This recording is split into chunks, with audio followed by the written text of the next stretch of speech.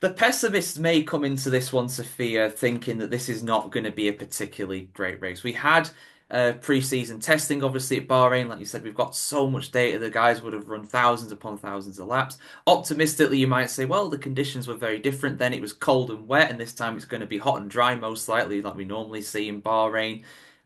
We did have pre-season testing last year in Bahrain as well, admittedly, immediately before the Grand Prix, and the Grand Prix was not amazing. There wasn't a lot of changes there at all.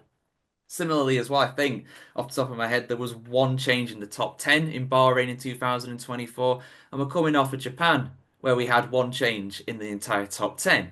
Albeit Bahrain is definitely a track where you can overtake more easily, but are we potentially going to get an old school Catalonia race where we've got so much data and everybody's just running the race in the Noah's Ark formation?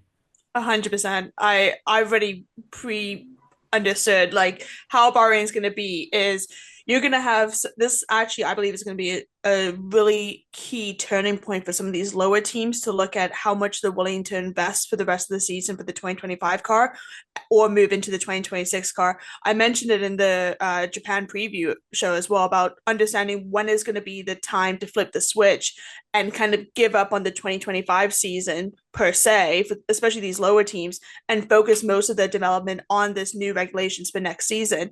I think with McLaren and some of the bigger teams, like this is also not the time to play it safe because we've seen it what happened with last season with Max. Like because Max had took risks in the beginning of the season and did some good races and race wins, he was able to get the points that was needed to secure the drivers' championship.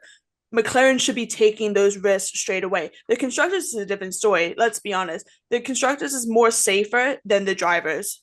Championship for both of the McLaren. So it's again that competition of who's number one, who's number two in the drivers. Both of these drivers are in good contention already. So are they trying to like keep both of them happy and then see one jumps the bullet over the other, or it's as Kristen said as well, like there's so much to kind of think about as well. But I'm already preempting Bahrain to be boring. It'll be very interesting to look at the data and look at the comparisons, even comparing to last season's testing as well. Obviously, there has been developments, but with the weather being very unpredictable for this season's testing as well, that kind of also adds another layer. But there will be chances of overtaking.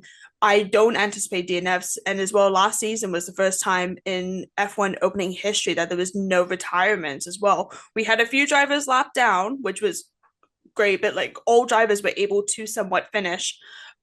So I'm hoping that'll be another case because I think some of these teams are going to play it safe, look at the cross data, look at how they did in testing, look how they did last season as well, and see can we improve this season? If not, screw it. We're going to focus on 2026 now and work from there as well.